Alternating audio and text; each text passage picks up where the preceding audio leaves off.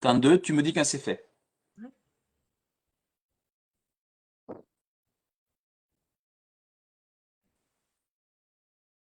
Je le vois.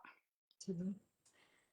Bien, donc Ouais, c'est bon. on va commencer cette soirée et voilà, on va démarrer le direct. Donc on se laisse une petite minute pour faire les partages Faire le partage. des uns et des Mm. autres. Voilà. Voilà, on va démarrer le direct. Mince. Donc on se laisse couper les micros, hein, s'il vous plaît. Voilà. Voilà, on va démarrer le direct sur la Guadeloupe avec des Guadeloupéennes. Voilà. Et on va faire les partages. On a une minute pour faire les partages tranquillement. Voilà. Tac, tac. Voilà, les quelques partages qu'on fait. Et puis après, on démarre euh, sur cette conférence. Voilà. Donc, bienvenue aux citoyens Facebook des réseaux et d'ailleurs. Ce soir, la FAGJ propose une conférence un petit peu exceptionnelle. Dans l'attelage de la FAGJ, il y a des associations. Et parmi ces associations, il y en a une qui est de Guadeloupe. Voilà, donc cette association, c'est le collectif constituant Justice Guadeloupe. Et Jade et Mariko, que je vais vous présenter, nous ferons un petit peu le point de cette association. Sur cette association, ils nous diront pourquoi aussi cette association est à la FAGJ. Donc nous allons aborder 4 thèmes. C'est vraiment Jade et Mariko, ou Mariko et Jade qui vont animer cette conférence. Donc les 4 thèmes, très rapidement, je vous les brosse. Les 4 thèmes, c'est l'incontournable sujet d'un département ou d'une colonie, la culture guadeloupéenne à travers tout ça. Le deuxième thème, ce sont les problématiques, l'eau, les déchets, transport et importation. Importation, à 95% de tout ce qui fait vivre la Guadeloupe est importé. Le troisième thème, c'est la corruption politique, hein. Et le quatrième thème, c'est en guise de conclusion, les alternatives pour la Guadeloupe. Donc, je vous présente aussi les intervenants de la FAGJ qui seront ici pour poser des questions. Donc, nous avons Christelle et Christine qui sont de l'association Les Gaulois Jardiniers de Tarare. Nous avons Étienne Tarabla qui est de l'association La Cause de l'Étoile d'Aubagne. Nous avons Henri Jean qui est de l'association du pays de Saint-Afrique, Gilets jaunes Gilets jaunes du pays de Saint-Afrique, pardon, Henri Jean, et Marie et moi-même, Yves, qui sommes de Éveil citoyen de Temps. Voilà. Marie se chargera aussi de mettre l'accent sur les interventions Facebook, qu'on puisse les relayer. Donc je donne la parole tout de suite, sans plus attendre, à la Guadeloupe, en direct de la Guadeloupe. Vous allez commencer par nous donner l'heure qui est. Quelle heure est-il chez vous? Ah bah déjà, bonjour. Bonjour à vous tous. Et ben, merci de nous recevoir et de nous laisser la parole. En Guadeloupe, il est exactement 12h33. Voilà, donc nous, c'est midi. Hein, il fait chaud. Aujourd'hui, il fait très chaud. Et nous avons même un peu on appelle ça la brume de sable, donc avec des problèmes en plus de Covid respiratoires. Donc, moi, je me présente, je suis Jade Gallet. Je suis donc une représentante du collectif qui est affilié à la Fédération des associations des Gilets jaunes.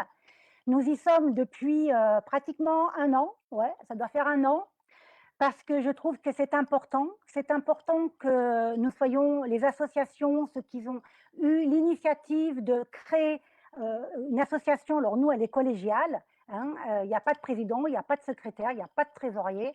C'est une association collégiale, il n'y a pas de cotisation. Et on travaille en fonction et on est relié avec ceux de la France hexagonale. C'est comme ça que nous vous appelons ici, la France hexagonale, pour que nous puissions faire une unité, une union, et que nous ne soyons pas en décalé avec vous, malgré que nous soyons décalés.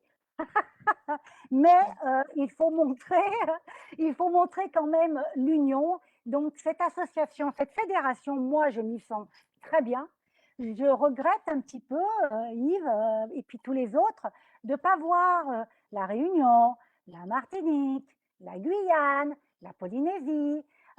C'est bien dommage parce que ce sont des objectifs tous communs, peut-être un petit peu en décalé avec l'Hexagone, mais c'est fort dommage. Donc la Guadeloupe se sent un petit peu seule avec donc la Fédération des associations des Gilets jaunes. Voilà, donc je laisse la parole à Mariko pour se présenter. Oui, alors bonjour. Bonjour Et Mariko. moi aussi, je suis vraiment contente d'être parmi vous aujourd'hui.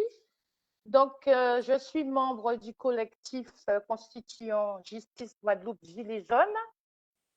Et en fait, Jade, tu sais que bientôt, on ne pourra plus parler d'Hexagone en parlant de la France. On parlera de la métropole.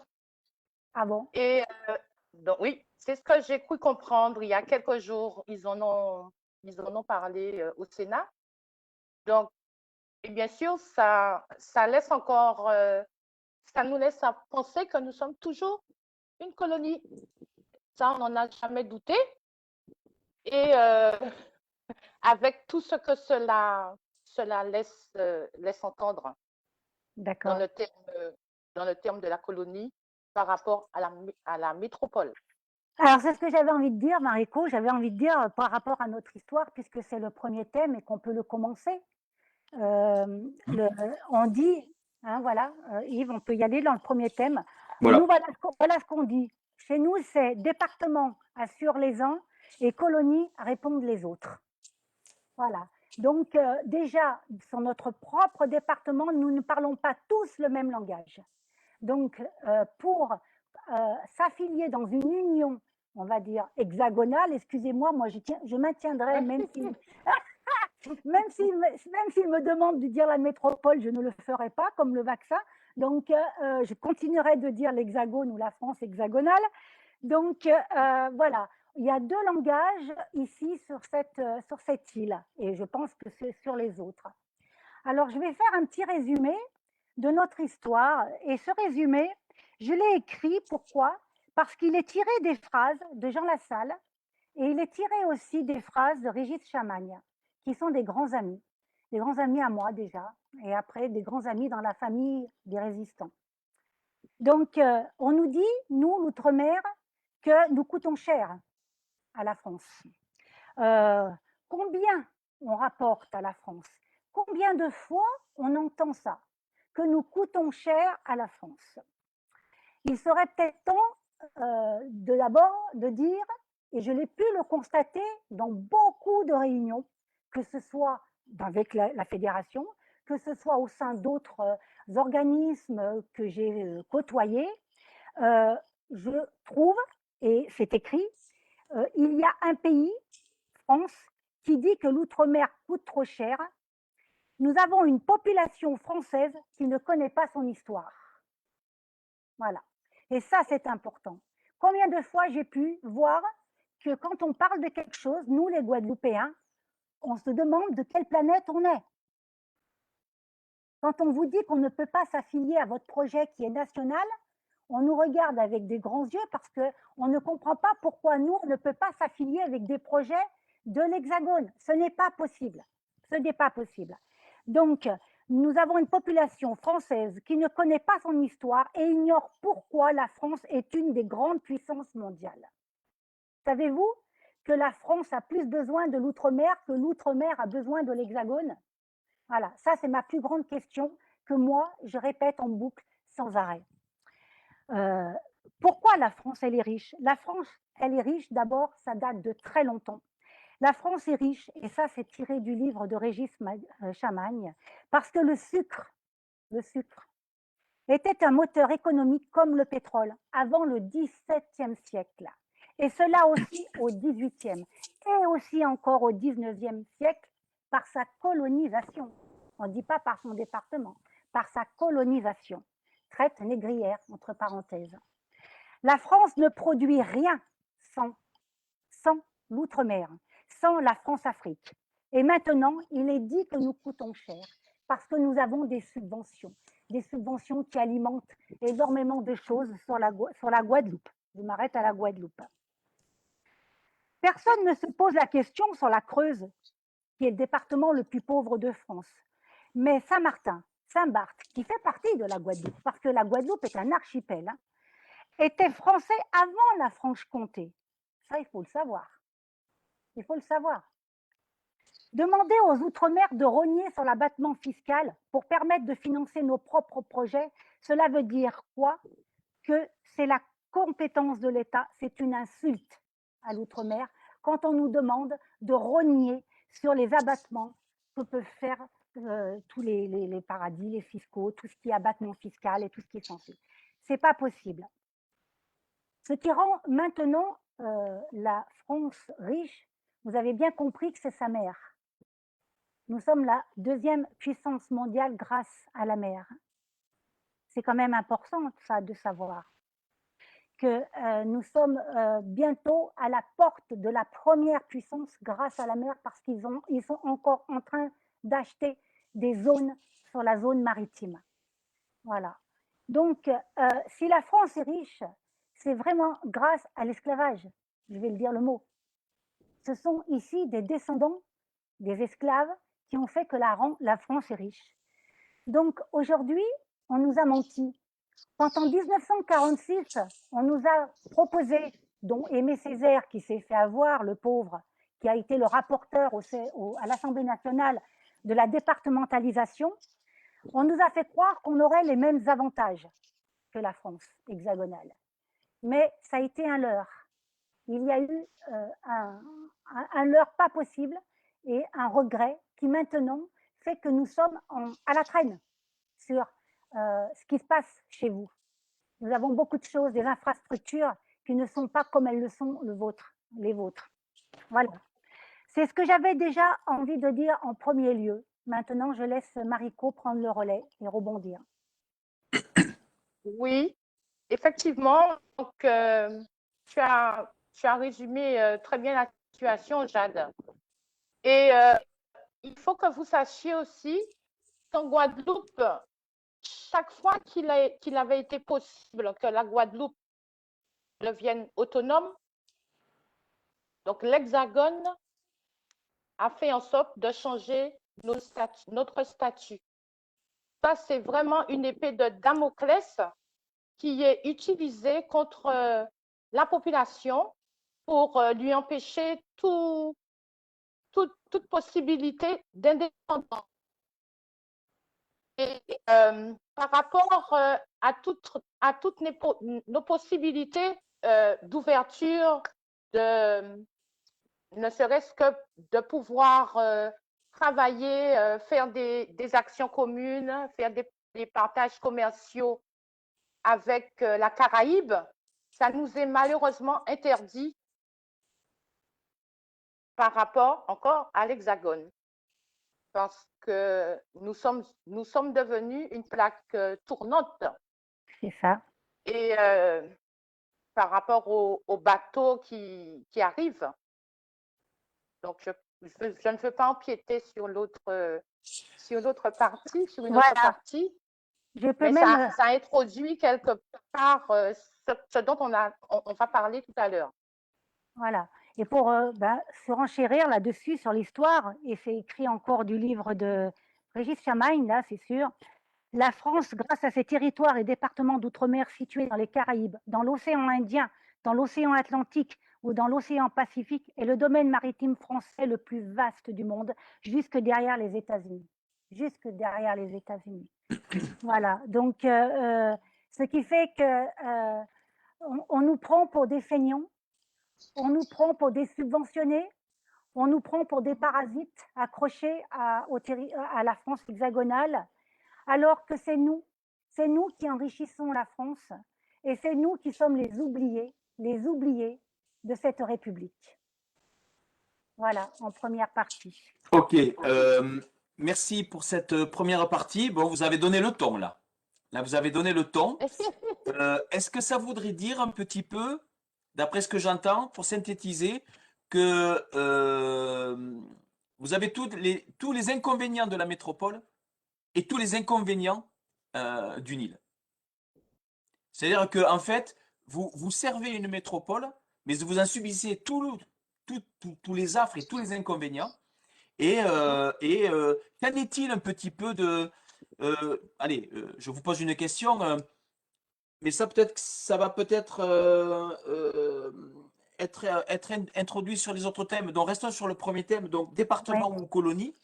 Est-ce qu'il y a une mixité noir-blanc? Est-ce que cette mixité existe? Est-ce qu'il y a ce mélange quand même qui existe? Ou alors il y a une ségrégation dont on ne veut pas parler? Moi, Je peux?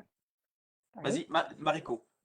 Donc, nous sommes une société multiculturelle. Donc, chaque communauté fonctionne entre elles. Il est difficile, comment dire, il est difficile. Non, c'est pas comme ça que je dois dire la chose. En fait, la population veut travailler avec tout le monde. Mais les politiques, les associations, les syndicats, les religions, en fait, un melting pot de remparts, de barrages empêche cette connexion entre toutes les communautés. Et c'est trop facile de vouloir à tout moment mettre le blanc contre le noir. Alors que dans la majorité collective, cet état de fait n'existe pas. Nous avons évolué. Qu'il le veuille ou non, la population a évolué. La population est très, très chaleureuse, très accueillante. Et dans le fond, comment est-ce que je pourrais dire ça d'une manière plus claire? Dans le fond, il y a malheureusement des cons partout. Hein. Il y a des personnes qui viennent en Guadeloupe avec des idées de conquérants, avec des idées au point de dire à quelqu'un qui habite ici, retourner en Afrique, parce que cette personne considère que la Guadeloupe appartient à la France.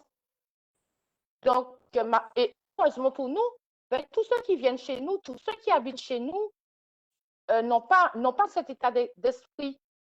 Donc, est-ce qu'il y a une volonté aussi de la part de certaines structures et surtout de la partie politique de laisser croire qu'il y aurait une guerre entre les différentes communautés, surtout entre la communauté blanche et la communauté noire? Parce que c'est nous les Guadeloupéens, donc les descendants d'hommes et de femmes libres mis en esclavage. Donc, je ne parle pas de descendants d'esclaves. D'accord? Vous voyez la différence? Oui. Donc, ces descendants ont toujours prôné le bien vivre, hein, accueillir l'autre, le fonctionnement ensemble. Et quelque part, je me dis que ça dérange peut-être le politique parce que c'est divisé. Et il faudrait peut-être que certaines personnes qui rentrent dans ce jeu, parce que moi je dis que c'est un jeu de rôle, c'est un film qu'ils nous balance en permanence, lorsqu'ils constatent que la population commence à se réunir, eh bien, on voit une petite information qui passe dans les réseaux sociaux, où il est question d'interdiction de passage à un membre de la communauté autochtone par quelqu'un venant de la métropole. Et ça, c'est dommage, parce qu'il y a encore trop de personnes qui suivent ce mouvement.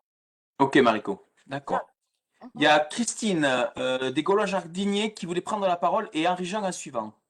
Oui, je voulais poser une petite question. Alors, j'espère que c'est pas hors thème, mais je voulais savoir si la population avait accès en fait aux postes de haut fonction tels que les préfets, ou est-ce que c'est seulement les gens de l'Hexagone qui ont accès à ces postes-là, ce qui montrerait bien justement qu'il y a un souci.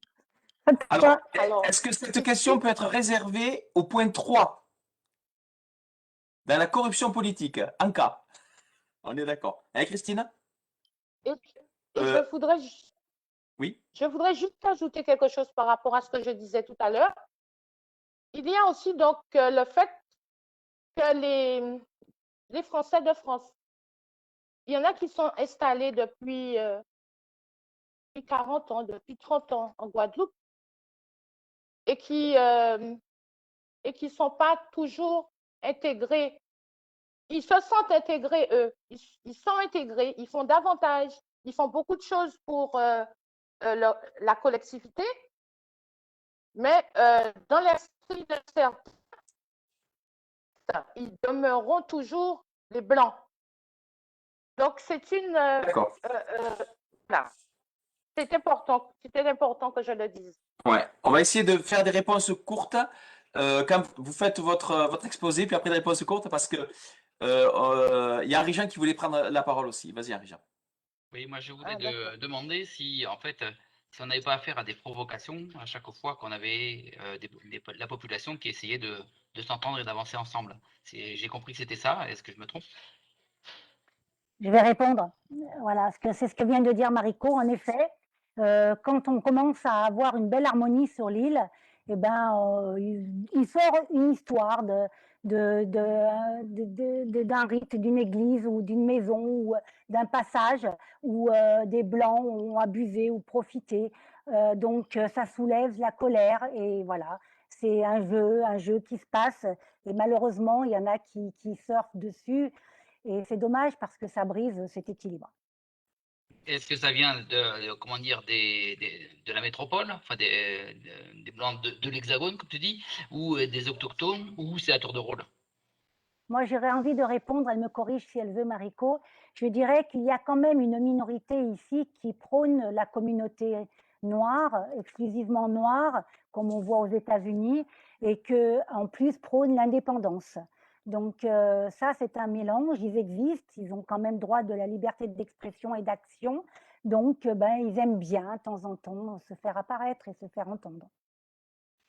Bon, on va basculer, si vous êtes d'accord, sur le point 2. Après, il y aura, de toute façon, les points s'interconnectent entre eux, de toute façon. Dans le point 2, c'est les problématiques. Alors, je pense que ce sont des problématiques, parce que je pense qu'on ne va pas toutes les embrasser ce soir, hélas. Elles sont nombreuses. Donc, l'eau, les déchets, les transports et l'importation de 95% de tout ce qui fait vivre la Guadeloupe. Donc, à vous, mesdames.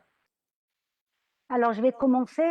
Comme ça, Mariko, elle le complète. Notre sujet numéro 1, c'est l'eau. Vous le savez, ça a fait quand même du bruit. Vous l'avez entendu en France hexagonale.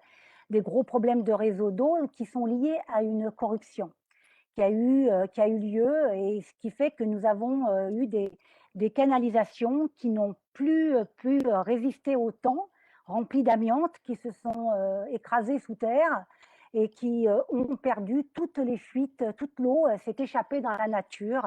Donc, ce qui fait que les réserves d'eau sont plus alimentées.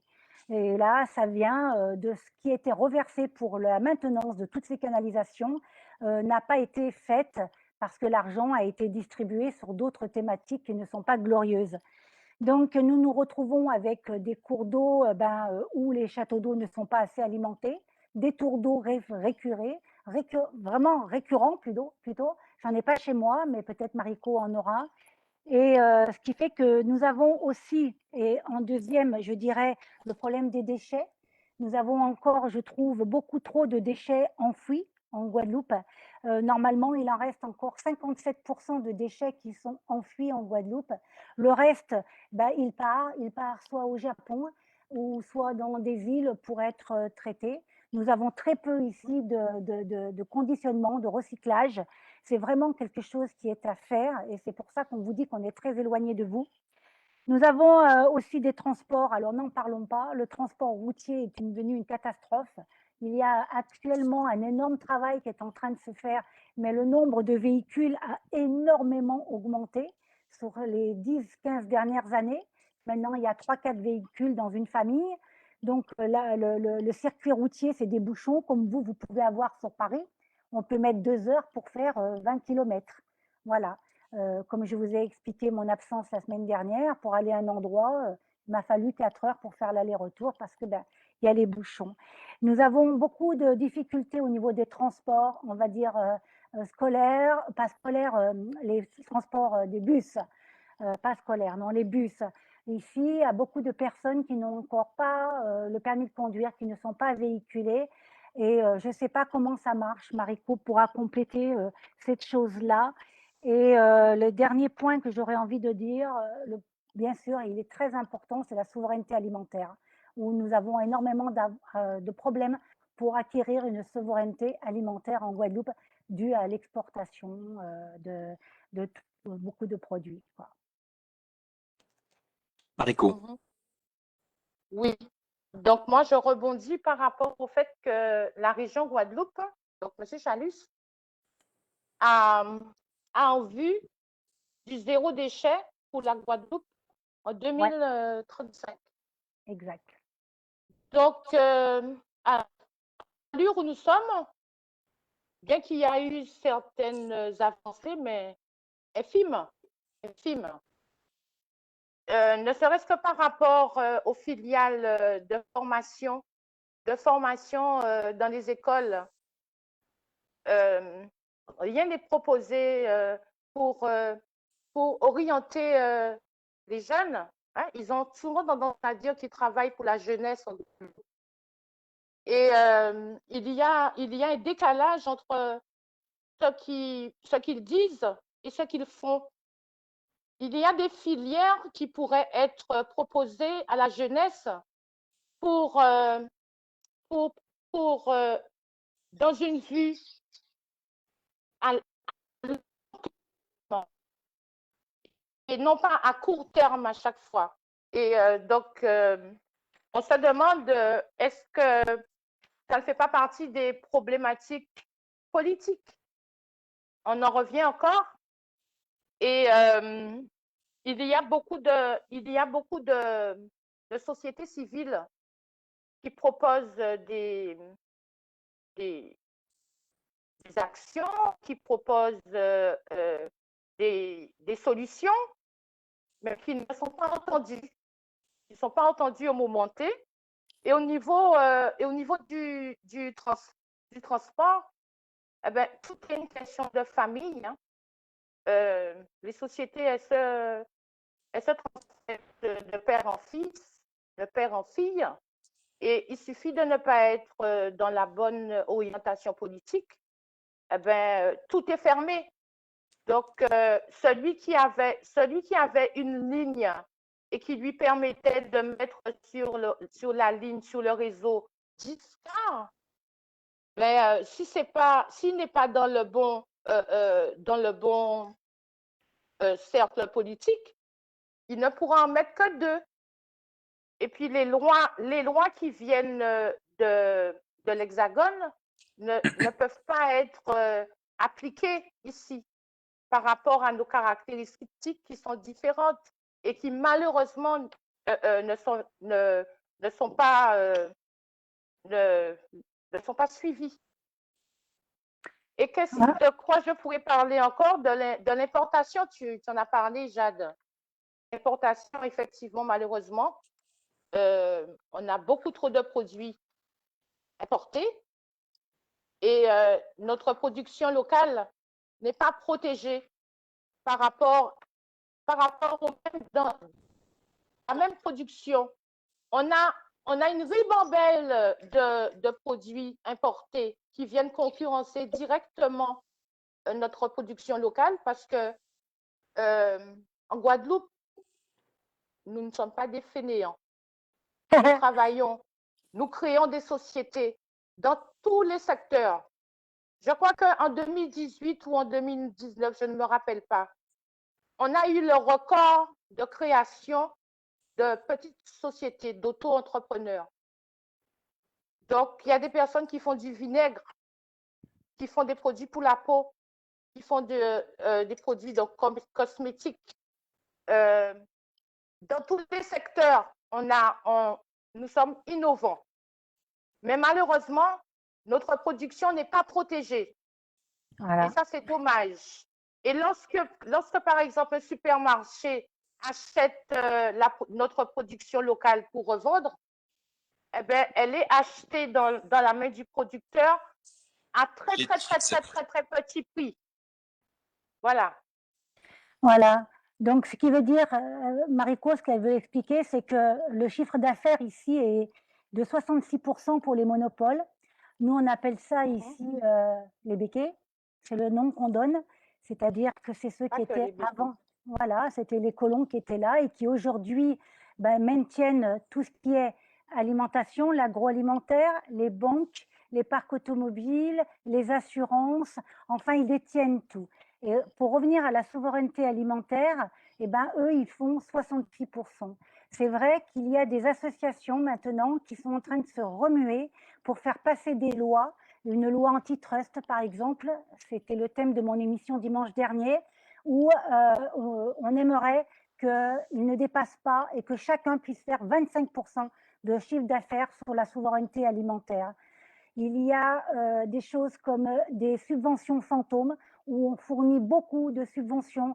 Par exemple, sur la banane, énormément. La banane, je crois que c'est 320 millions d'euros pour la banane, alors qu'elle pourrait être divulguée différemment, diffusée différemment pour d'autres domaines, pour l'artisanat. Et je crois qu'elle est pour le sucre, la canne à sucre, de 170 millions. C'est trop. Donc, comme on sait qu'ils ne vont pas augmenter les subventions, il faudrait qu'il y ait vraiment une aide pour la production locale. Et c'est là où je rejoins Mariko, où on n'aide pas la production locale, où on fait en sorte qu'elle reste toute petite. Et ça nous oblige d'avoir cette nourriture qui vient de chez vous. Si un jour il n'y a plus de bateau, si un jour il n'y a plus d'avion, comment on va faire puisqu'on nous empêche, que ce soit sur le foncier, parce qu'on construit de plus en plus, ou parce qu'il y a des monopoles, de pouvoir être autonome. Et ça ne nous rend pas feignants, ça ne nous rend pas, comme on dit, c'est qu'on n'a rien pour travailler. Alors, je voudrais juste faire une intervention. Mariko, juste une petite intervention, je te redonne la parole. C'est quand même le problème que vous mettez en lumière là. C'est un problème terrible que nous rencontrons en France, dans la métropole, comme tu dis, mais qui peut-être a moins d'impact. C'est-à-dire, nous, par exemple, on a un commerce local, on a une production locale, mais cette production locale, elle est comme vous, elle est mise en sourdine, elle essaie d'être effacée au détriment de la grande distribution. Sauf que, à la limite, c'est dramatique pour le commerce local. Mais l'empreinte carbone est quand même beaucoup moins importante quand on fait venir quelque chose du nord de la France pour le faire venir à Tarbes, par exemple. L'empreinte carbone est moins importante que quand on fait venir quelque chose de la métropole pour le faire venir en Guadeloupe. Là, l'empreinte carbone est terrible. C'est-à-dire que les denrées que vous consommez, c'est un gâchis financier, mais c'est un gâchis climatique aussi. Parce que si on respectait votre souveraineté en termes de commerce local, de production locale, de souveraineté alimentaire, eh bien, on réglerait quand même beaucoup aussi une grosse partie de l'empreinte carbone qui a un gros impact sur le climat. Mariko. Oui. Alors, je veux rebondir par rapport à la production locale. En 2009, on a eu 45 jours de grève. Mais les bateaux ne pouvaient pas décharger leurs marchandises. La population n'est pas morte de faim. Nous avions à manger. Et d'ailleurs, ça a instauré des marchés partout sur tout l'archipel. Dans chaque commune, une fois par semaine, il y a un marché local pour pouvoir faire vivre la production locale. Et Je vais aussi parler des interdictions que nous avons de produire certaines choses. Par rapport à notre climat, par exemple, on pourrait planter des raisins, donc de la vigne, et en faire du vin et du champagne, parce qu'on fait déjà le rhum. Et donc, ça pourrait rentrer tout à fait dans notre productivité. Mais malheureusement, ça nous est interdit par l'Hexagone. Comme le lait. Il y a, voilà, comme le lait. On avait il y a quelques années, il y a à peu près une trentaine, une quarantaine d'années, une société qui produisait le lait. On faisait le lait chez nous, on vendait le lait chez nous. On avait nos yaourts, tout ce qui allait avec. Eh bien, ils ont fait en sorte que cette société ferme et pour pouvoir faire tout rentrer par les bateaux. Donc, tout est fait dans ce sens. Donc, c'est quand même énormément plus impactant sur nous Ben oui, que pour le lait, pour l'eau. Il rentre plus d'1 million de bouteilles d'eau sur la Guadeloupe, alors que Voilà. nous avons trop. Voilà, il y a un business. Voilà, c'est incroyable. Et ça rejoint bien ce que tu dis.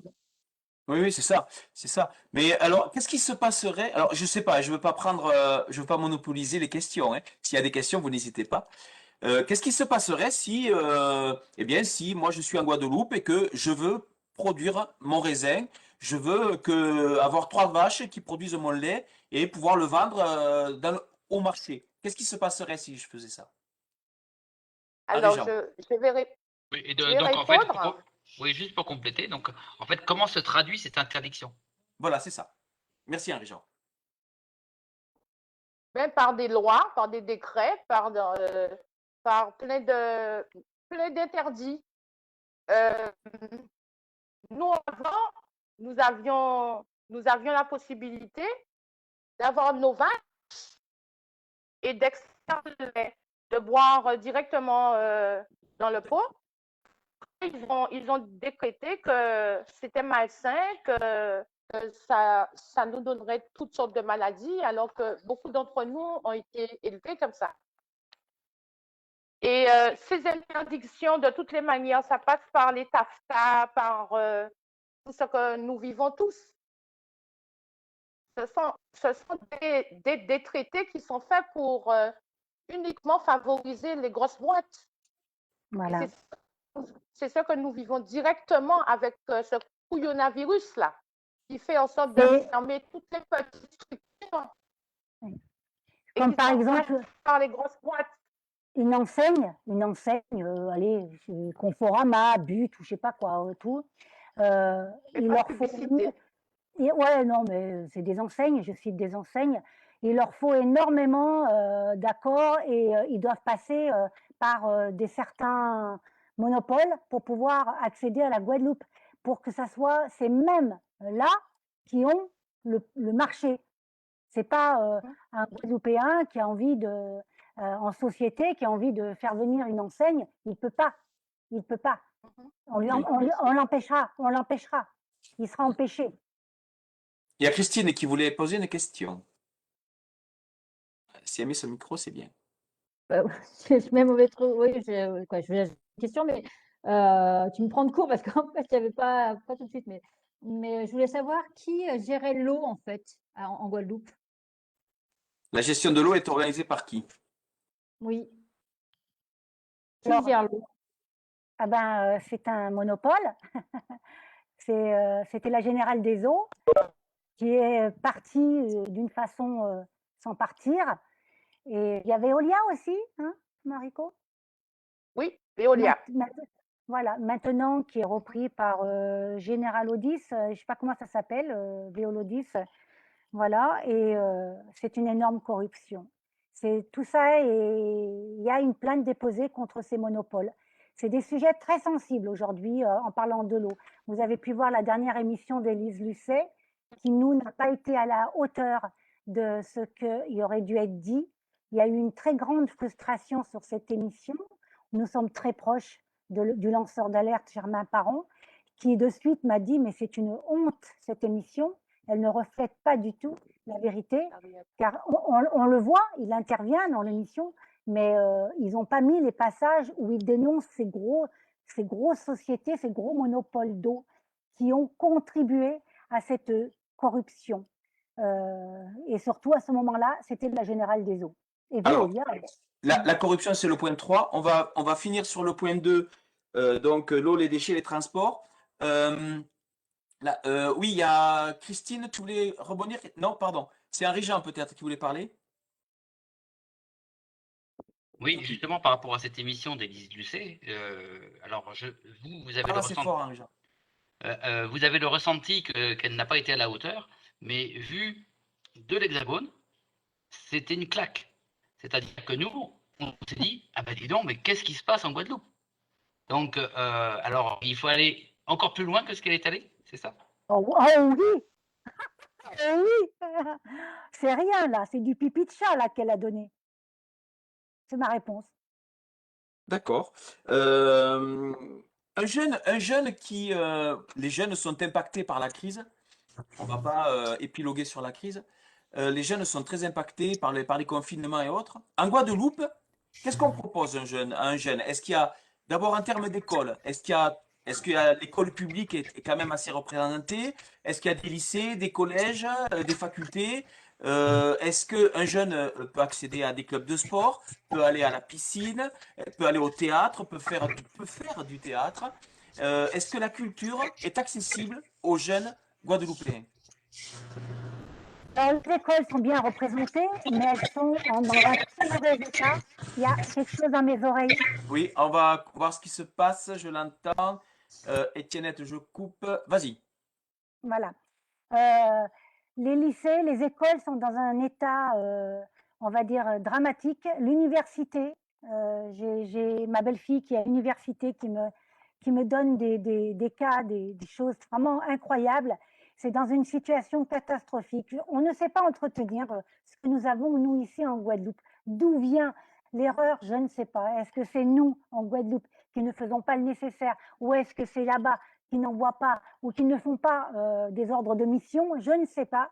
Mais les jeunes ici, partent, ne restent pas en Guadeloupe, vont beaucoup au Canada. Au début, c'était la France hexagonale. Maintenant, c'est orienté vers le Canada. Et la population est très vieillissante. Oui, il y a du théâtre, mais on va dire que c'est du théâtre associatif.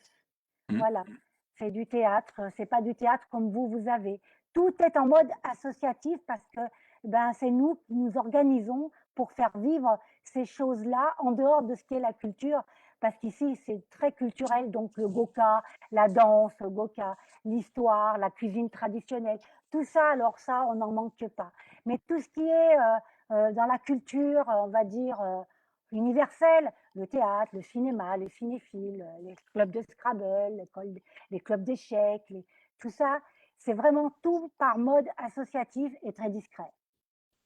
Ok, merci. Mariko, tu voulais rebondir là-dessus? Oui, je voulais rebondir là-dessus.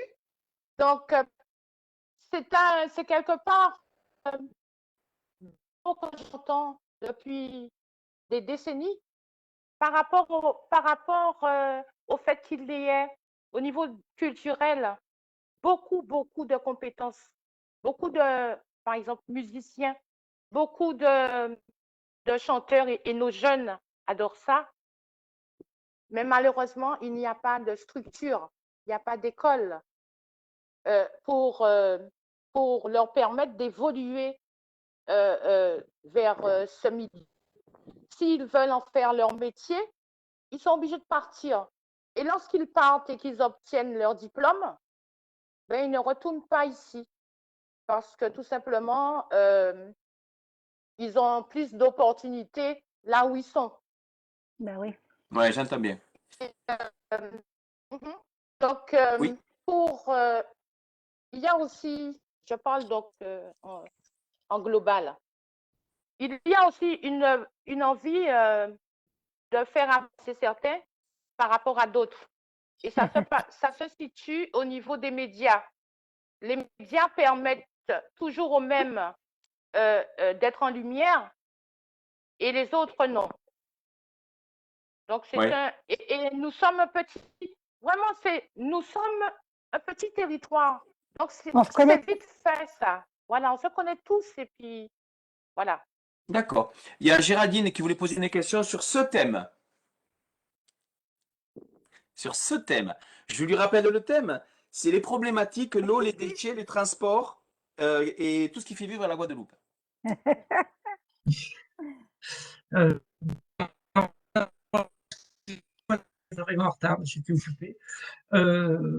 J'ai pas oublié, mais j'ai pas pu venir. On C'est est en bon. direct sur Bon, Facebook. alors ce que je voulais dire sur la Guadeloupe là, et sur ce que, oui non mais j'ai vu justement sur ce que j'ai entendu là. Alors d'abord une pour la culture, puisque vous venez de parler de la culture. Alors il faut quand même savoir que le problème aujourd'hui, il se pose également en France, comme chez vous. Peut-être de façon plus criante chez vous, je ne saurais pas dire, mais vous ne vous imaginez pas comment les choses se sont dégradées en métropole. De ce point de vue-là aussi, sachant qu'il faut connaître une chose, c'est que pour l'ensemble de la France, chez vous aussi, la culture représentait l'année dernière ou ces dernières années le plus gros, la plus grosse rentrée ou la plus grosse part de chiffre d'affaires au niveau de la nation, la part de la culture.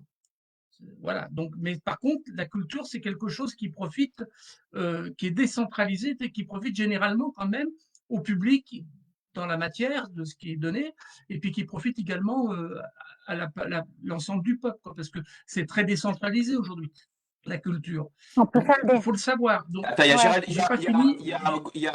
Je finis. Je Jade, pose plusieurs Jade qui questions. voudrait. En ce qui concerne la nourriture, Jade, Non. je voudrais Ouais, finir. ouais. Note, je finis. En ce qui concerne la nourriture, le problème que vous soulevez, évidemment, il est criant chez vous, bien entendu. On est entièrement d'accord. C'est en train de nous tomber sur le coin de la figure aussi, puisque la métropole ne se suffit plus à se nourrir. Ce qui est en bon, train de se passer, c'est que Ok. globalement, la colonisation que vous avez vécue, on la vit aussi, nous, ici, et ça ne va pas s'arranger. Alors maintenant, pour les écoles, ce que vous avez dit tout à l'heure, alors, attends, Géraldine, même on va problème. serrer le Ah, propos. ouais, On ouais, va serrer ouais, le ouais. propos. Ouais. Jade récupère la main. Vas-y, Merci. Géraldine, 2 minutes et tu reprends après. Jade. Voilà, donc je suis désolée, mais on fait une émission sur la Guadeloupe. On n'est pas venu pour faire des comparaisons avec la France. Ouais. Voilà, déjà, j'aimerais qu'on recadre l'émission. On n'est pas là, autrement on arrête l'émission là. Personnellement, je n'ai pas envie de faire de comparaison. On est venu parler de la Guadeloupe, on n'est pas venu entendre, de voir la différence de ce Vas-y, qui se Jade. passe là-bas. On a déjà très peu la parole. Si c'est pour nous dire qu'en France c'est pareil, bon, ben, on n'a rien à dire, on arrête et on ferme. Or donc. On sent quand même. Voilà. Alors, l'intervention de Jade. Bon, Géraldine se voulait très bienveillante hein, sur son propos, mais ça veut dire quand même que elle est là. Il y a une tension très très forte. Il y a une tension très très forte sur les conditions de vie d'une île comme la Guadeloupe, qui est censée être administrée par la France, mais avec des conditions de vie en Guadeloupe qui sont quand même terribles par rapport à ce qu'il y a à la France. Ce sera la seule comparaison que je ferai. Et on en revient on en revient très rapidement. Attends, 2 minutes, 2 minutes. On en revient sur des problématiques. On parlait de la culture, dont Mariko qui nous disait qu'il y a beaucoup de jeunes, il y a une richesse intellectuelle, pratique, manuelle, artistique des Guadeloupéens et des Guadeloupéennes. Et ce que disait Mariko donc, c'est qu'il n'y a aucun relais offert par la nation pour que ces jeunes puissent s'exprimer et puissent sortir sortir de l'anonymat pour être dans la lumière. Ce que disait Mariko aussi, et c'est important, c'est qu'en plus, il y a les médias mainstream qui font aussi l'intervention, qui écrasent cette culture-là, qui écrasent cette envie de ces jeunes-là qui ont envie d'émerger. Donc, on sent très bien à travers vos propos, et on va embrayer sur le prochain thème, on sent très bien à travers vos propos qu'il y a 2 poids 2 mesures. Et là, ce soir, on est en Guadeloupe et on reste en Guadeloupe pour le 3e point. Le 3e point qui est, alors, j'aimerais bien finir ce que j'avais dit parce que ça a été très mal interprété. Alors, rapidement, Géraldine, voilà. rapidement. Alors, je voulais dire, donc à Jade, entre autres, bien entendu, c'était pour montrer que dans cette lutte dans laquelle vous êtes entré, c'est normal, je comprends, puisque vous êtes forcément en dessous. Mais ce que je veux dire, c'est que la métropole devrait être solidaire de vous. Parce oui. que la problématique que vous avez, elle est pire que la nôtre, mais c'est ce qu'on est en train de vous rejoindre là. Bougez pas, on arrive. Hein. Bougez pas, on arrive. Voilà, c'est ça que je Merci, voulais dire. Géraldine. Mais Merci, je voulais Géraldine. pas. Mais Voilà, c'est tout. c'est important ce que vient de dire Géraldine, parce Très que, bien, très bien. par exemple, les gilets jaunes, nous sommes des gilets jaunes, cœur dans le cœur, hein, on l'est tous. Et bien ici, on ne peut pas parler des gilets jaunes. Si la France veut nous aider, si on déploie une idée que vous avez contestataire, populaire, ils ne la voudront pas ici.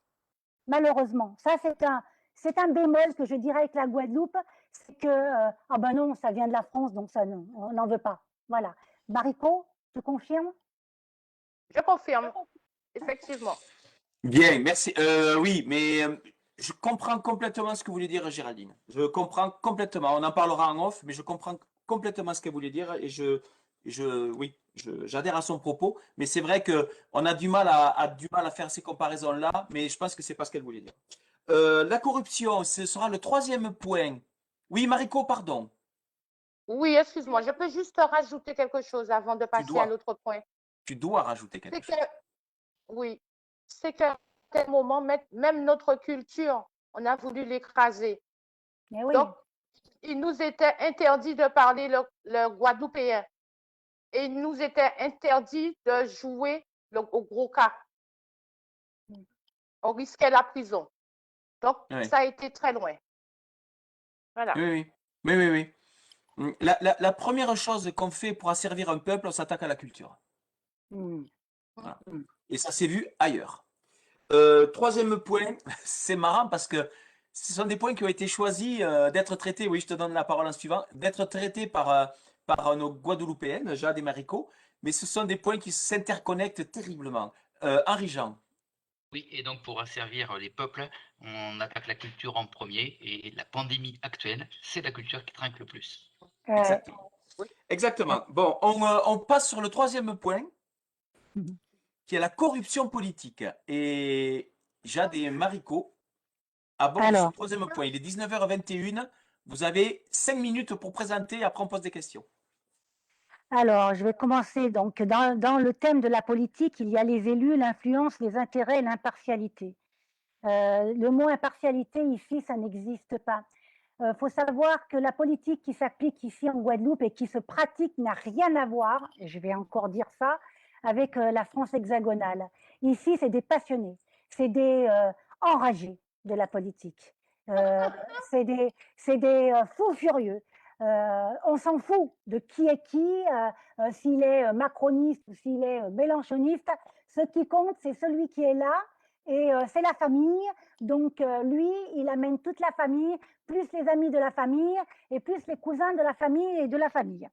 Donc, voilà comment se passe la politique, ce qui fait qu'on arrive à avoir des élus qui peuvent être étiquetés tels, mais qui, en fin de compte, ne pratiquent pas les idées de l'idéologie du parti politique. Il a été élu parce que c'est le cousin, c'est le frère, c'est le fils de, et c'est mon ami à moi, et voilà. Donc, on se retrouve avec des élus, et ces élus ont une très grosse influence sur notre population. Et ils ont une très, très grosse influence, mais ils n'écoutent pas la population parce qu'ils sont, comme chez vous, là je rejoins donc ce que vous voulez dire, ils sont au diapason, ils sont obligés, malgré leurs belles paroles, de nous dire qu'on va nous sauver un petit peu notre façon de vivre parce que nous ne vivons pas comme vous. Nous ne pratiquons pas les mêmes choses que vous, nous ne nous levons pas comme vous, nous ne nous couchons pas comme vous, nous avons une autre philosophie de la vie, nous sommes du sang noir, donc nous ne voyons pas la même chose que vous. Et malheureusement, comme toute idée, quand ils arrivent là-bas, ça ne colle pas avec la Guadeloupe, et les pauvres, ils se font après massacrer ici parce qu'ils ne peuvent pas faire ce qu'ils aspirent tant pour leur population. Et la corruption, n'en parlons pas. C'est comme dans tous les pays, je veux dire, en France comme ailleurs, la corruption, elle est... Sauf que en termes de corruption chez vous, en France, quand il y a de la corruption, à la limite, ça peut vite se voir, entre guillemets. Mais vous êtes loin en plus. Vous êtes loin, donc ils peuvent corruptionner tranquillement. Tranquillement. C'est corruptionner, c'est un nouveau mot que j'ai introduit dans la langue française, c'est assez récent. C'est à ciel Non, mais ouvert. voilà. Ici, c'est à ciel ouvert. Oui, c'est à ciel ouvert, Oui. mais le ciel est très loin par rapport à nous. C'est bien que vous en parliez donc. C'est bien que Mariko. Oui, et la corruption, c'est un ciel ouvert, mais malheureusement, les familles, les associations fonctionnent main dans la main Sans avec politiser.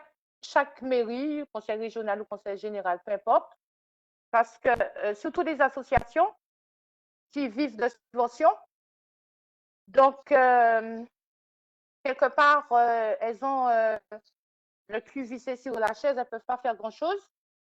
Et par rapport à la politique et le public, lorsque quelqu'un a besoin de quelque chose, ben, il va chez son maire, il va le voir, il va lui parler entre deux murs pour essayer de changer les choses.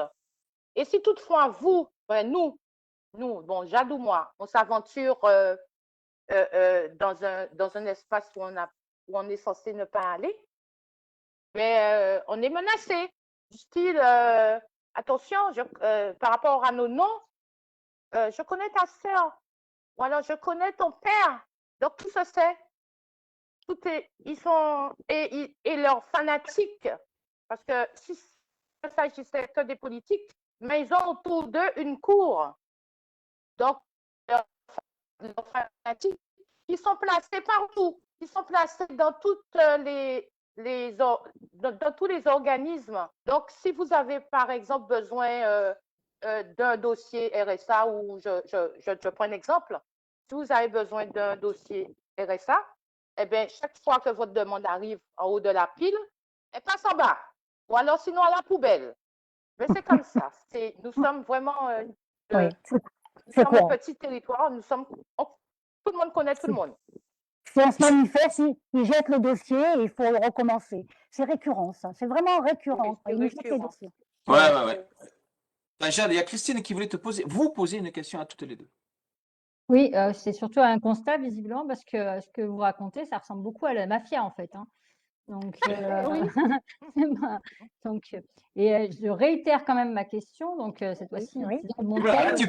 tu peux. Et voilà, c'est que est-ce que du coup des gens des Guadeloupéens peuvent avoir accès à des hautes fonctions comme maire ou préfet, ou parce que pour pouvoir soigner le mal, il faut infiltrer le mal. Donc est-ce qu'il y a cette possibilité-là? Et est-ce que les jeunes, quand ils partent au Canada ou ailleurs pour faire des longues études, est-ce qu'ils reviennent pour pouvoir justement essayer de reprendre cette souveraineté, ce pouvoir politique voilà.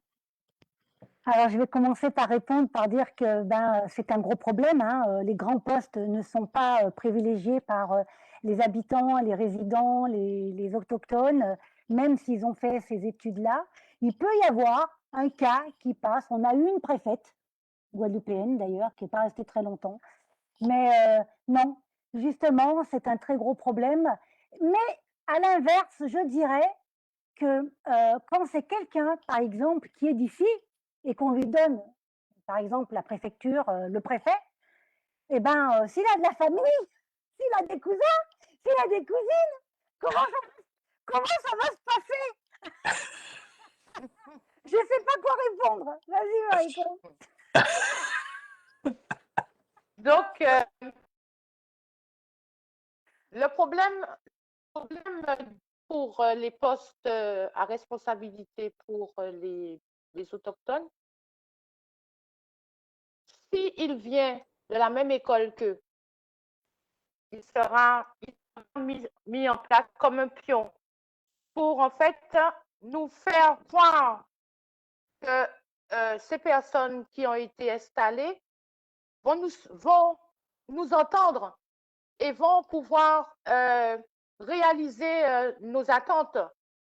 Mais on se rend vite compte que c'est faux parce que cette personne est utilisée par rapport à son avance, n'est-ce pas, entre guillemets, mais n'a pas les idées qu'il faut pour aider la population, pour faire avancer, pour donner la souveraineté à la population. Donc, c'est une chimère, c'est vraiment utopique. C'est nous prendre pour des cons. Et en fait, si j'ai bien compris, à un moment donné, ils vont mettre quelqu'un de Lille sur une responsabilité pour être à la caution un petit peu. Une caution, c'est la caution, mais pas plus. Voilà, c'est juste la caution. Pas plus. On a l'exemple Oui, du directeur du CHU, le pauvre. Ah oui, d'accord. Voilà. C'est Ah terrible. oui. Alors, Qu'est-ce que- ils l'ont mis là parce que c'est un Guadeloupéen. C'est marrant. D'ailleurs, en vous parlant, je suis en train de réaliser qu'ils l'ont mis juste avant la pandémie. Et que Oui. ben, le pauvre en pensant qu'on n'allait pas taper sur un Guadeloupéen, mais manque de pauvre, le pauvre monsieur, il a tous ses frères sur le dos, quoi. Voilà. Non, ça marche pas, ça. On ne se fait pas avoir là-dessus. Ouais.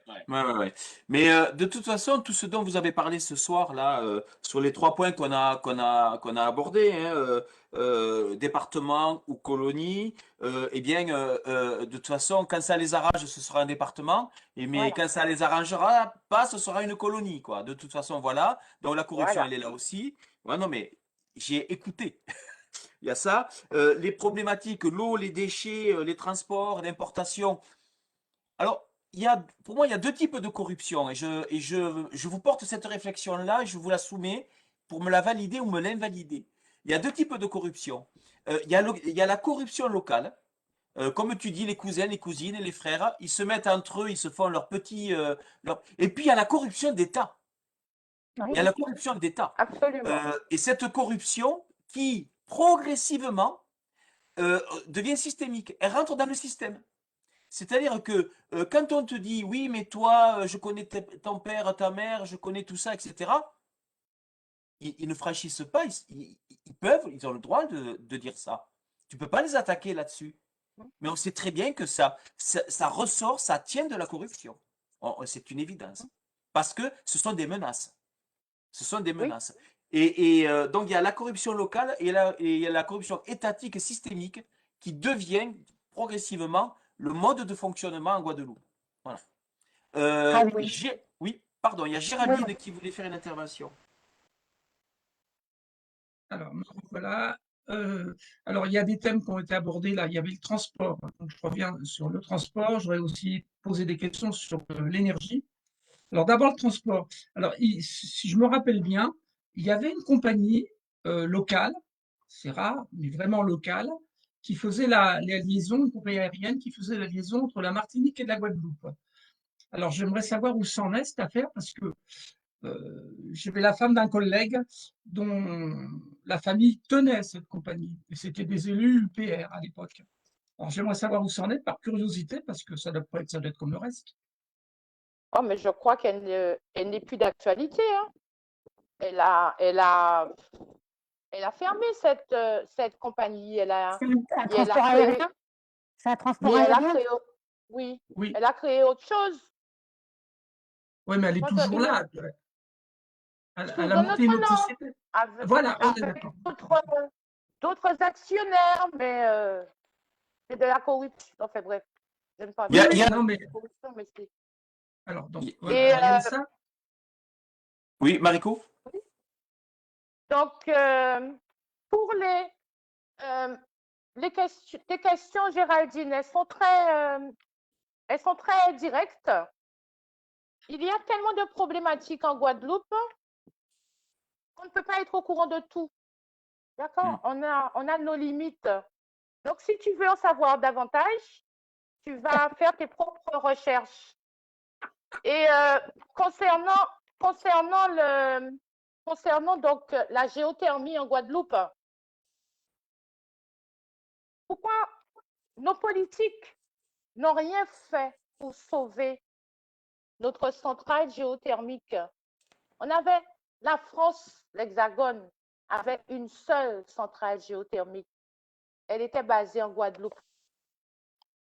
Et elle a été vendue à une société israélienne-américaine. Par Ségolène Royal. Par Ségolène Royal. Malgré le fait que des associations et des Guadeloupéens ont fait tout leur possible pour prendre en main cette société. Parce que c'était un bien immense payé par les Guadeloupéens. Donc, voilà, c'est ce que je tenais à dire par rapport à l'irresponsabilité des politiciens. Parce que le sujet, on en parlera dans les alternatives après. Oui, voilà. Alors, il y a juste des questions, il y a des questions des internautes, là, il y a quelques interactions. Il y a Lily qui est là, il y a Éric Morin qui est là, il y a qui? Il y a Jacques Beauvais, il y a Michel Michael. Bon, voilà, il y a du monde un petit peu qui vous suit, qui vous écoute. Il y a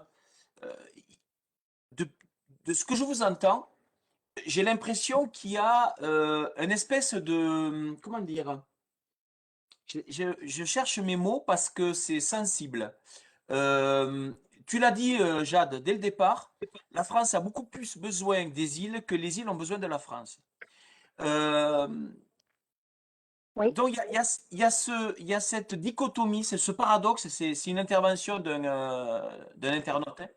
Il y a cette dichotomie, ce paradoxe qui veut que la France a beaucoup d'attentes vis-à-vis de la Guadeloupe, des attentes financières, des attentes de marché, etc., de par tout ce que peut produire la Guadeloupe. Et voilà. Mais en même temps, il y a cette façon de maltraiter la Guadeloupe. Il y a cette maltraitance. C'est-à-dire, on tape sur la main qui nous nourrit. Faut savoir que nous avons quand même 85% de la biodiversité qui sert la France, en plus de l'espace maritime. Oui. C'est bien pour ça que la France, sans outre-mer, elle n'est rien. Voilà, donc oui, elle est maltraitée parce que bon, on est juste une passerelle pour pouvoir enrichir le continent. Bon, les habitants n'ont pas, c'est pas normal qu'on n'ait pas d'eau et qu'on aurait dû, depuis que cette corruption elle a été dénoncée, qu'on aurait dû nous refaire toutes les canalisations. L'État, l'eau c'est vital. On n'attend pas qu'Élise Lucet fasse une émission. Moi, ça va faire 8 ans que je suis sur ce dossier avec le lanceur d'alerte et on n'a toujours pas les canalisations de refaites. Et ils arrivent ici à se chipoter entre eux tout ça pour l'organisation et on ne nous parle toujours pas de nous refaire les canalisations d'eau. Ah oui. C'est un enjeu politique à chaque élection, depuis 8 ans, et le lanceur d'alerte, ça fait 20 ans, qui dit attention, on nous répare pas nos tuyaux, attention, on va manquer d'eau, et c'est arrivé. Il faut savoir que les hôtels, les impôts, les hôpitaux, les préfectures, la préfecture, toutes les gendarmeries ne payent pas l'eau. Ah bon? Faut le savoir. D'accord. Voilà. On va passer au quatrième et dernier point, si vous êtes d'accord. Sur les alternatives, pour la Guadeloupe. Oui, alors il y a sur le dernier point, Henri Jean et Géraldine, tu réserves ta question pour le quatrième point, s'il te plaît, si tu es d'accord. Henri Jean? Oui, c'est juste, c'est très surprenant que toutes ces administrations ou hôtels ne payent pas d'eau. Quelle est la justification de ça? Ah, eh bien, écoutez, il y aurait le lanceur d'alerte à côté de moi. Je l'avais ce matin au téléphone, d'ailleurs. Je l'ai souvent au téléphone. Le monsieur, quand il en parle, il n'a plus accès aux réunions sur l'eau. L'avant-dernier préfet lui a demandé de s'excuser alors qu'il a les sources.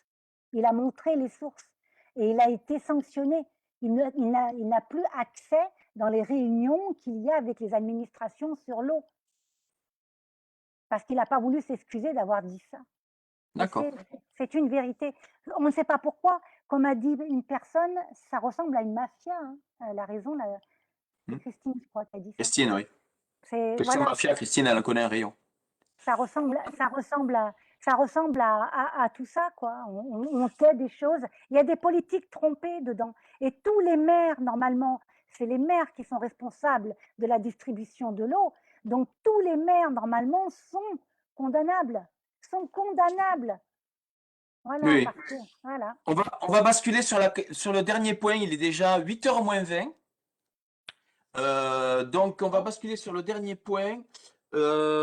Conclure par les alternatives. Alors, voilà. Mariko, Jade, les alternatives. J'imagine qu'il y a des assemblées citoyennes au sein de la Guadeloupe qui travaillent sur des alternatives. Est-ce que je vais prolonger ma question parce que c'est une question Facebook. Est-ce que l'idée de l'autonomie a été abordée, envisagée? Je n'en sais rien. Voilà. Est-ce que ça fait partie des alternatives? Alors, je vais commencer par dire que oui, on ne parle que de ça. Dans tous les discours politiques, on ne parle que de ça. Seulement, pour être autonome, il faudrait pouvoir être autonome et pouvoir pratiquer et développer notre autonomie.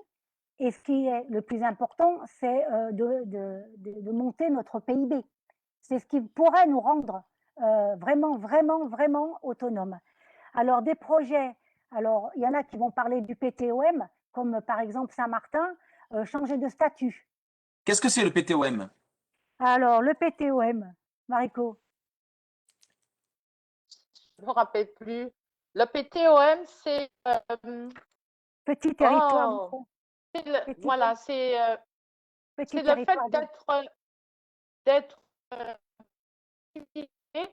à un territoire petit territoire des Outre-mer.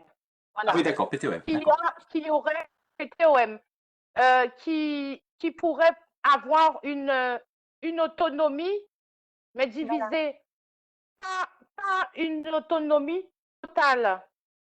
On aurait les Et en services fait, régaliens. c'est une... Voilà, parce que Saint-Martin dépend encore de la Guadeloupe. La Guadeloupe donne des fonds toujours à Saint-Martin. Donc, quelque part, ce serait plus comme qu'ils deviennent autonomes comme la partie hollandaise de Saint-Martin, qui est vraiment autonome complètement. Mais la partie française de Saint-Martin fonctionne avec le PTOM. Et c'est pas la bonne. Et malheureusement, tous ces statuts proposés au territoire ne devraient pas l'être. C'est au territoire. Ce serait au territoire de proposer leur statut par rapport à leurs particularités.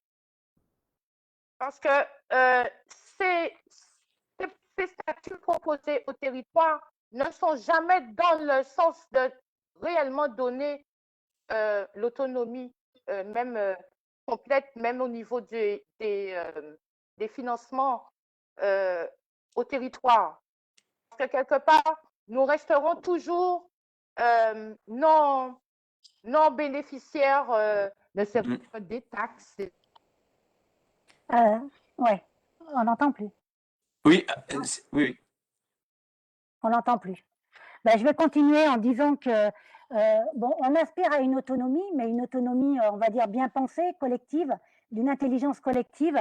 Donc, le PTOM, bon, ben, je ne pense pas que ça va être le sujet de l'actualité de la Guadeloupe, mais il se montre de plus en plus des projets, on va dire, de société moderne, c'est-à-dire coopératives, solidaires, sociaux, politico-économiques. Et il y a un projet énorme en Guadeloupe. Voilà, et il y a un projet énorme en Guadeloupe, c'est que nous avons l'intention de récupérer les 40% de la part de la géothermie pour venir, sur le sujet de Géraldine, pour redevenir à une autonomie, on va dire, énergétique. Donc, on est en train de travailler dessus, on est sociétaires, Jade, Mariko, on est tous sociétaires, il y a de plus en plus de Guadeloupéens et il paraît que justement, en France hexagonale, ça se fait de plus en plus, ces sociétés civiles qui deviennent actionnaires de telles choses, de telles entreprises et de tels biens. Donc, on est en train de travailler sur récupérer notre bien et notre patrimoine, dont la géothermie, qui pourrait justement, grâce aux bénéfices, faire augmenter le PIB et avec ça, baisser notre taux de chômage qui arrive bientôt à 40%. Et l'année n'est pas finie. Voilà, et l'année n'est pas finie. Donc, et on aspire à ce projet. En tout cas, moi et Mariko, on y travaille énormément dans notre association qui est affiliée à la fédération. Nous travaillons sur ce gros projet, notre GIE, c'est celui-là, c'est de récupérer les 40% que l'État va vendre de la géothermie afin de récupérer ce patrimoine qui nous a été volé par Ségolène Royal et pouvoir augmenter notre PIB. Et avec ça, il y a un énorme bénéfice. Rien que cette société fait 6,4 milliards de bénéfices. Donc, on va récupérer la moitié sûrement.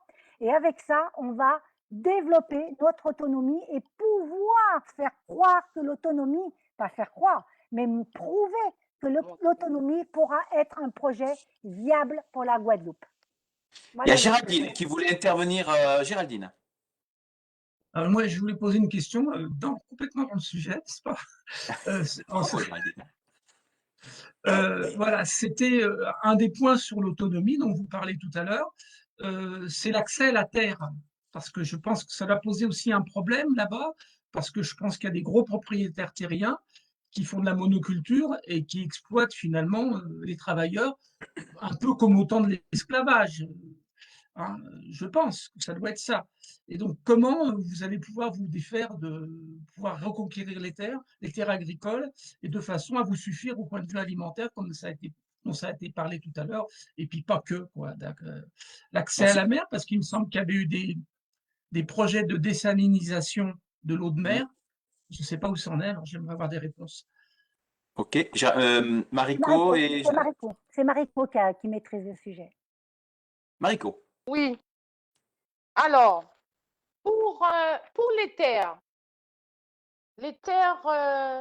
n'appartiennent pas uniquement aux propriétaires, donc aux colons, mais il y a beaucoup de terres agricoles aussi qui sont vendues pour 90 ans aux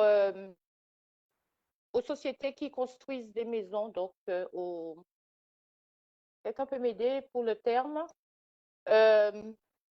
Donc à la SIG, HLM, Microsoft, voilà. Pour l'immobilier. Voilà, C'est ça. voilà, à l'immobilier. Mais il y a effectivement des associations en Guadeloupe qui travaillent pour pouvoir récupérer donc ces terres agricoles pour les rendre aux agriculteurs, récupérer une partie du foncier. Et il y a aussi beaucoup trop de terres attribuées donc à l'ONF. L'ONF s'est approprié beaucoup trop de terres. Oui. Donc l'ONF, c'est une structure étatique, comme d'autres structures qui pour nous, en fait, pour nous étouffer, pour beaucoup d'associations et qui reçoivent également des subventions de l'État, donc de notre argent. Mais ouais. oui. Et pour compléter, Géraldine, c'est pas leur objectif. Leur objectif, c'est pour eux, c'est que 80% de cette île doit vivre du tourisme. Ah oui, c'est Donc, ça. c'est pas leur priorité, l'agriculture. Alors que malheureusement, nous avons des agriculteurs en très grande difficulté qui n'arrivent pas à moderniser leurs entreprises et qui n'arrivent même pas à en vivre, qui ne sont pas dans la situation extrême que vous avez chez vous, des suicides et tout ça. Je suis bien indiquée sur l'émission, c'est ma dernière émission, c'était sur l'agriculture, justement. Et nous n'en sommes pas à cette détresse-là parce qu'on a de quoi, on a tous un petit lopin de terre pour pouvoir manger, mais l'agriculteur est vraiment pas reconnu et surtout pas aidé ici en Guadeloupe, quoi. Voilà. Mais il survit mieux peut-être que chez vous, ça c'est vrai. Alors, en termes d'alternatives, vous savez que. Et le RIC. Alors, voilà, j'allais y venir. Jeanne, en termes d'alternatives, on est à la FAGJ. La FAGJ, effectivement, la Fédération d'associations des Gilets jaunes, qui travaille donc avec les associations et donc l'association de Guadeloupe, travaille aussi sur les conseils départementaux. Vous n'êtes pas sans savoir que en juin, il va y avoir les élections des conseils départementaux, des conseillers départementaux qui vont élire le président du conseil départemental. Bon. C'est une instance démocratique, c'est une décentralisation, voilà, une décentralisation de la démocratique pour que les territoires puissent gérer leurs besoins, qu'ils soient des besoins en termes de culture, en termes agroalimentaires, en termes de fiscalité, puisque je crois que le RSA, là, le RSA est traité par les conseils départementaux. Est-ce qu'en Guadeloupe, les Guadeloupéens ont la possibilité d'introduire un petit peu, de rentrer dans les conseils départementaux? Comment ça peut se passer? Est-ce que vous avez des leviers? Est-ce que vous avez des moyens d'être candidat et de réussir? Ah, Avec le RIC. candidat, oui, on peut l'être tous. Réussir? J'ai même pas envie d'essayer. Je D'accord. me suis tentée aux législatives.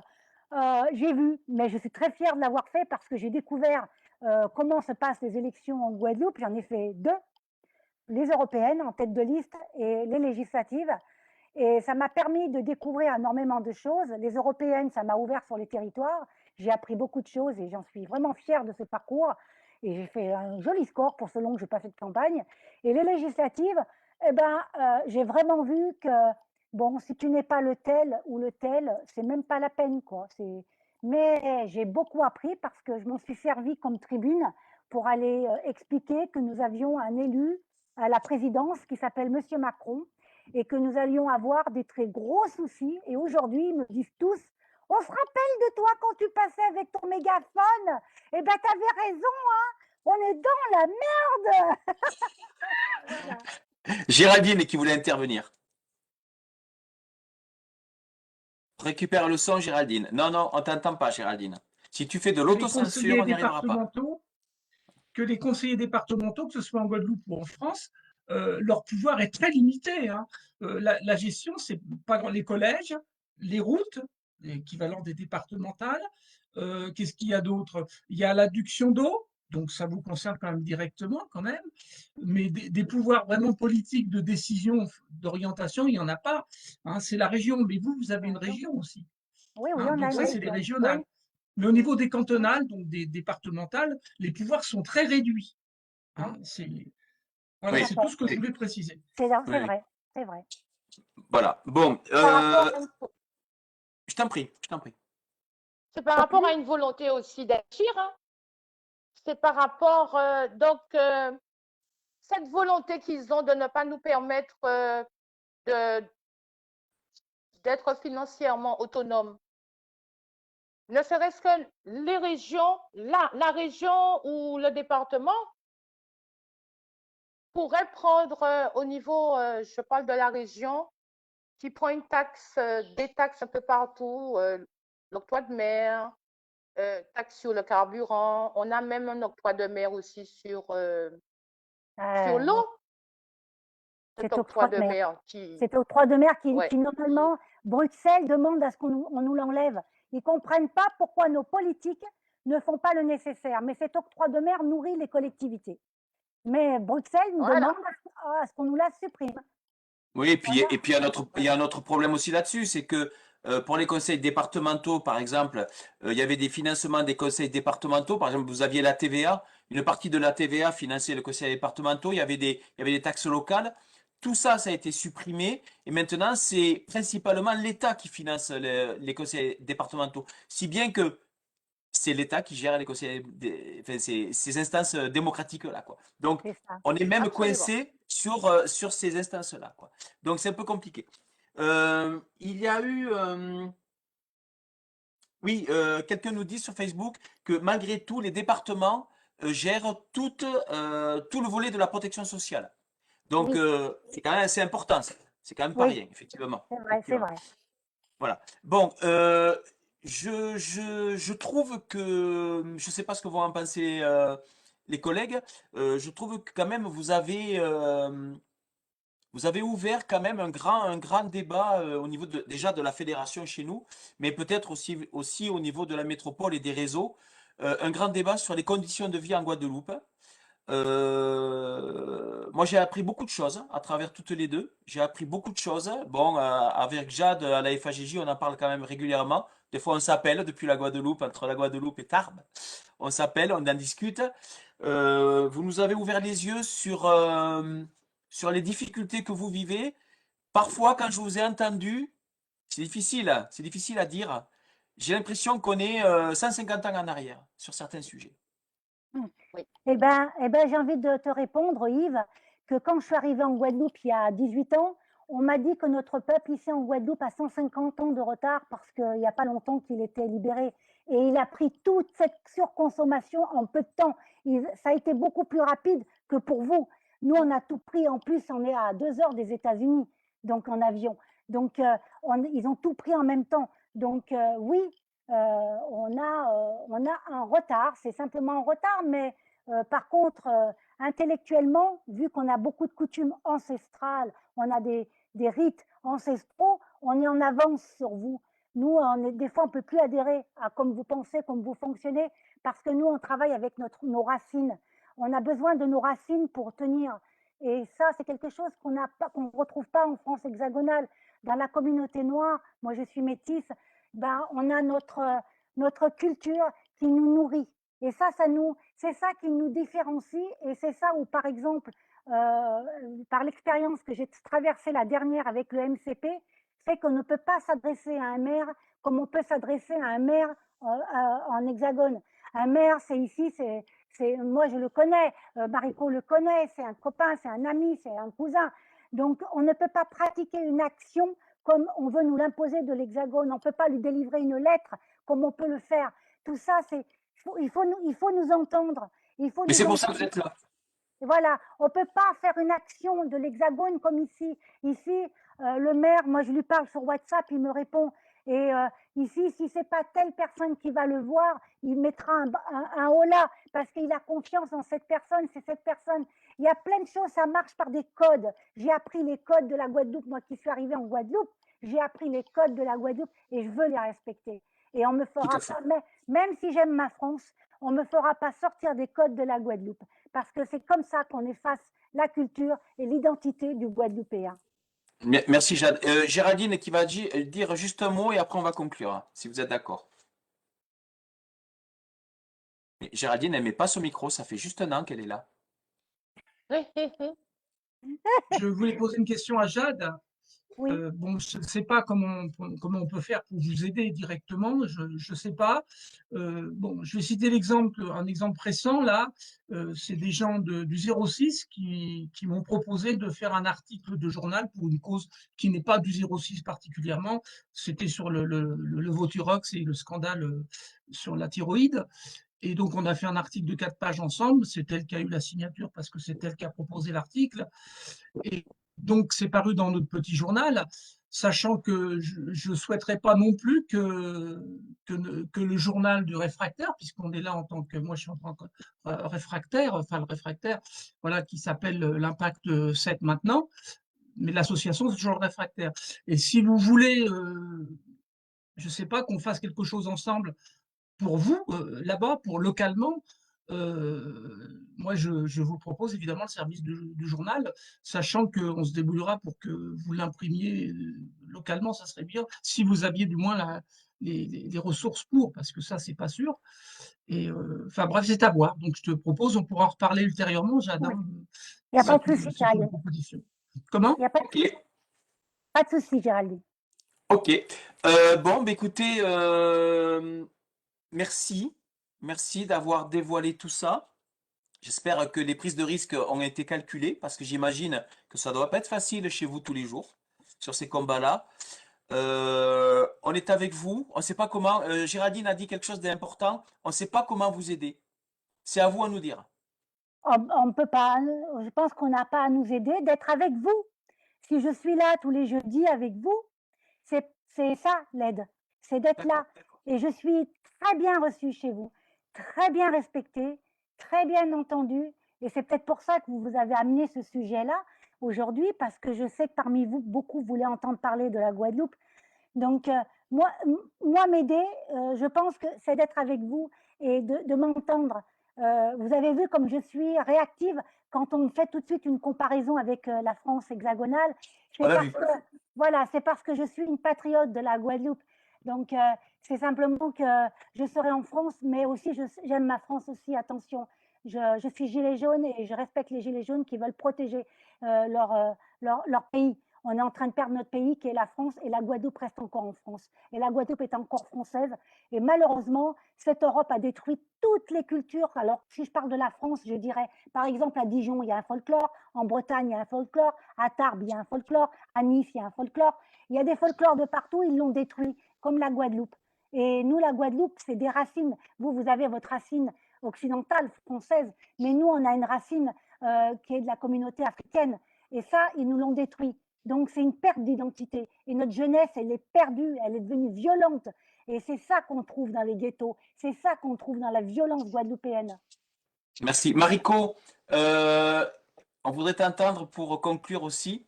En tout cas, ça a été un vrai plaisir de t'entendre, de t'écouter. Je trouve que vous avez bien défendu la cause avec beaucoup de dignité et d'arguments. Et voilà, c'est une belle soirée qu'on a passée ensemble. Mariko, si tu voulais conclure Oui, sur cette soirée. Jade a dit beaucoup de choses. Donc, moi, je dirais que je suis vraiment très heureuse de partager, donc d'avoir partagé ces minutes avec vous. Et comment vous pouvez nous aider? Eh bien, lorsque Jade vous fait parvenir nos problématiques et eh bien, en permettant à un maximum de personnes d'en être informées. Parce que les réseaux sociaux sont une arme, c'est vraiment une arme pour nous. Tant qu'on parle quelque chose sur les réseaux sociaux, eh bien, ça bouge. Donc, voilà, c'est ce que je voudrais dire. Et Jade a été vraiment sens par rapport au résumé que je voulais, parce que je voulais revenir sur quelque chose, mais ce n'est pas la peine, ça ne sert à rien du tout. Tout a été dit. Et je remercie tous les auditeurs qui ont participé à ce live. Et je suis vraiment contente.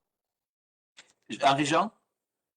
Oui, moi je voudrais féliciter vraiment nos intervenantes parce que ça a été une présentation de très haut niveau et on a tellement rarement l'occasion d'entendre parler de nos territoires d'outre-mer, départements d'outre-mer et encore moins des problèmes qui s'y posent. Vous nous avez exposé clairement les choses, on ouvre les yeux et on espère pouvoir accompagner la cause. Et Merci. je voudrais préciser aussi, quand même, c'est pas rien, que le gouvernement a supprimé la seule chaîne qu'on recevait des pays d'outre-mer. Oh oui, Oui, c'est Franchement, vrai, ça a été un c'est vrai. scandale, ça. La Oui, seule chaîne, la seule fenêtre qu'on avait sur les territoires d'outre-mer a été supprimée. ouais, Voilà. Et ça, c'est un exact. scandale. Bon, mais écoutez, merci. Marie va couper le live sur Facebook. Marie qu'on n'entend pas souvent, mais qui est d'une efficacité redoutable. Nous, on reste connectés parce qu'on a notre réunion de la fédération avec tous les projets qu'on a. Cette conférence était la dernière d'une série de conférences, de Ah 3-4 bon? conférences que nous avons réalisées. Nous allons nous remettre au travail 100% sur les jeudis pour organiser d'autres moments comme ça. Merci beaucoup, merci aux citoyens Facebook des réseaux et d'ailleurs qui nous ont suivis. Cette conférence sera aussi va basculer sur YouTube. On a une chaîne YouTube de la FAGJ pour que tout le monde, y compris les gens qui n'ont pas Facebook, puissent profiter de cette conférence.